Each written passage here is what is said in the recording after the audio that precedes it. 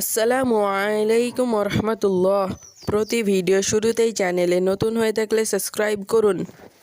তো আজকে আমাদের আলোচনার বিষয় হলো যে একটা গরিব ঘর থেকে একটা ছেলে কিভাবে এত বড় ক্রিকেটার হলো, অর্থাৎ রবীন্দ্র জাদেজার বিষয়ে আজকে আমি আলোচনা করব ইনশাল্লাহ। তো চলুন দেরি না করে শুরু করা যাক।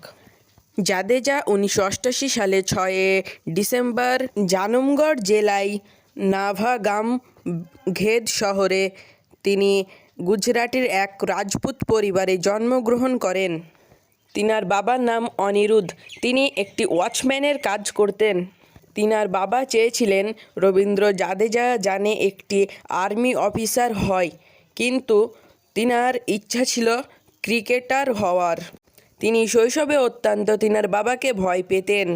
তিনার মাত্র 17 বছর বয়সে তিনার মা মারা যায়। তিনার মা মারা যাওয়ার পরে তিনি তিনার বোনের কাছেই মানুষ হয়েছেন। তিনার মায়ের স্বপ্ন ছিল যে রবীন্দ্র জাদেজা যেন এক বড় ক্রিকেটার হয়। তিনার মা ছিল একজন নার্স, ফলে সরকার থেকে একটি ঘর বিশিষ্ট একটি ঘর পেয়েছিল। সেই ঘরেই তিনার মা সমস্ত পরিবার নিয়ে থাকতো, ফলে তাদের থাকতে অত্যন্ত কষ্ট হতো। তিনার মা কিছু কিছু টাকা জমিয়ে তিনার ক্রিকেটের দামি দামি জিনিস কিনে দিতেন, যেমন বল, ব্যাট ইত্যাদি। তিনি মারা যাওয়ার পরেই তিনার বোন রবীন্দ্র জাদেজাকে ক্রিকেট খেলার জন্য আগ্রহী করে। 2008 সালে যে অনূর্ধ্ব 1 ক্রিকেট বিশ্বকাপ হয়েছিল, সেই ক্রিকেট বিশ্বকাপে রবীন্দ্র জাদেজা ছিল এক অধিনায়ক।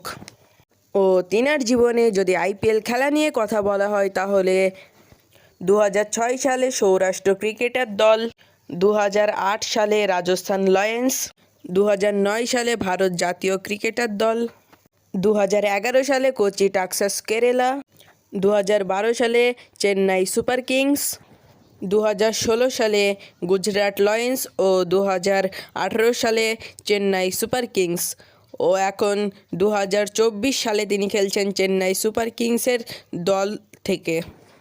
তো দেখা যাক 2024 সালে কি জাদেজা কাপ নিয়ে আসতে পারে না।